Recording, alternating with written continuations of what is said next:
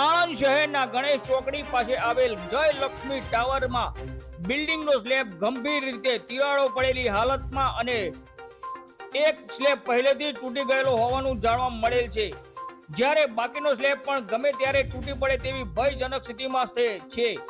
આ સ્થળે આજુબાજુ મોટી સંખ્યામાં લોકો રહે છે। જો સમયસર યોગ્ય કાર્યવાહી કરવામાં નહીં આવે તો કોઈ મોટી જાનહાનિ અથવા દુર્ઘટના સર્જાઈ શકે તેવી ભીતિ સેવાઈ રહી છે।